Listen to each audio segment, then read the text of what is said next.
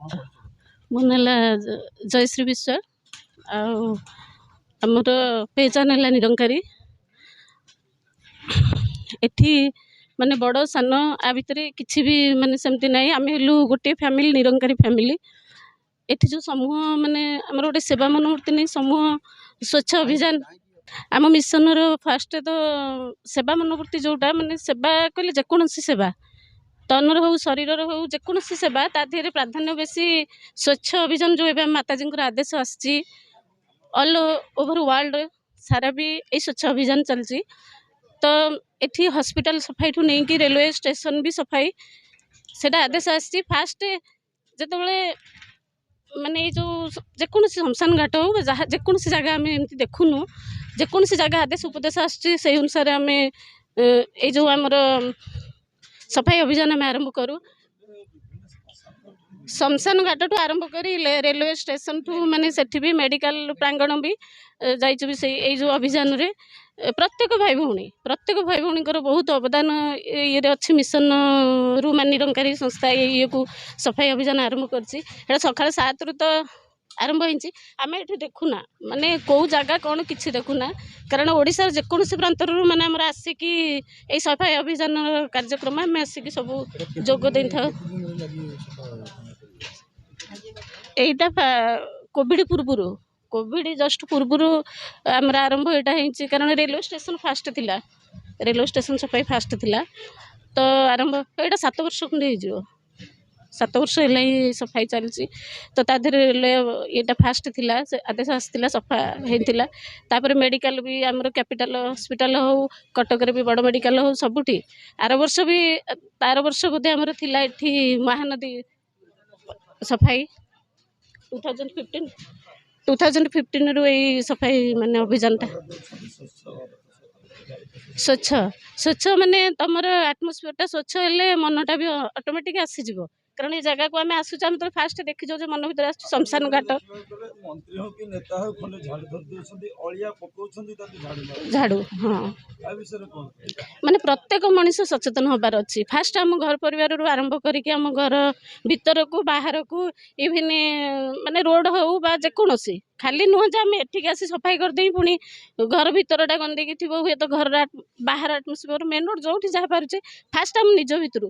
କାହିଁକି ଦେଖିଛି ବି ଛୋଟ ପିଲାମାନେ ବି ଆମ ମିଶନରେ ଯେଉଁମାନେ ଅଛନ୍ତି, ଇଭିନ୍ ଆମେ ବସିଥିବୁ ଯଦି ଗୋଟେ ଗୁଟକା ପ୍ୟାକେଟ ଯାହା ବି ସେମାନେ ଦେଖିଦିଅନ୍ତି, ହଠାତ୍ କିନା ଗୋଟେଇକି ନେଇ ପକେଇ ଦିଅନ୍ତି ଡଷ୍ଟବିନରେ।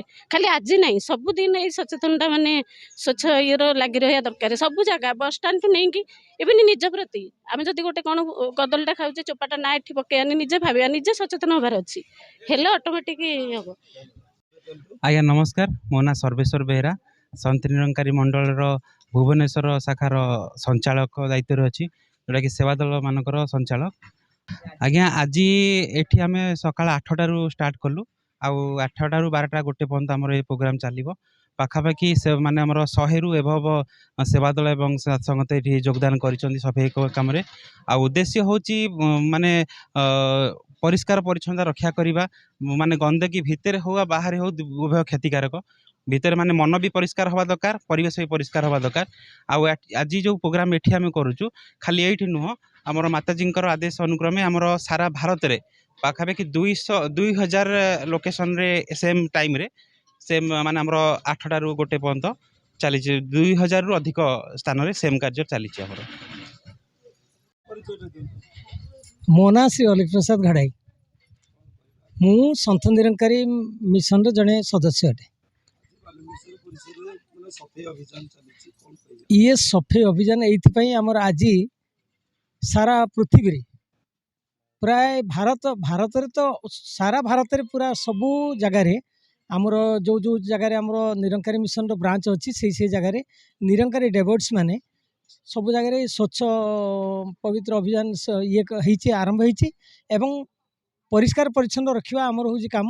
ମାତାଜୀଙ୍କର ଯେଉଁଭଳି ଆଦେଶ ଆସିଲା କି ଆମର ଓଡ଼ିଶାରେ କରିବା ପାଇଁ, ଓଡ଼ିଶାରେ ବିଭିନ୍ନ ଜାଗାରେ ଯେମିତିକି ଆପଣଙ୍କର ରାଉରକେଲା, ସମ୍ବଲପୁର, ବୁର୍ଲା, କିମ୍ବା ଆପଣଙ୍କର ଗଞ୍ଜାମ ଜିଲ୍ଲାର ପୋଚିଲିମା, ଆଉ ଆପଣଙ୍କର ବ୍ରହ୍ମପୁର, ଆଉ ଚୈତନ୍ୟପୁର, ଆପଣଙ୍କର ଏଠି ଆମର ମାଙ୍କ ଗାଁ, ଭୂଷଣ୍ଡପୁର, ପୁରୀ ଟାଉନ, ପଛିପାଳ ଏବଂ ଚିଲିକା, ଏଇଭଳି ଆମର କେତେ ଗୁଡ଼ିଏ ଜାଗାରେ ଖଳିସାହି, ଏମିତି ସବୁ ଜାଗାରେ आमर ये जो आज स्वच्छता अभियान चली आमर निरंकारी मिशन सेवा दल मैंने विशेष सहयोग कर साधु संगत जो मैंने आप देखुं जो साध संगत सब आसने सहयोग कर कम है स्वच्छता रखा पवित्र रखा निर्मल रखा जमीक आम बाहर निर्मल रखुं भितर निर्मल रखा तेणु आमर माताजी आदेश कि प्रत्येक जगार जाने ये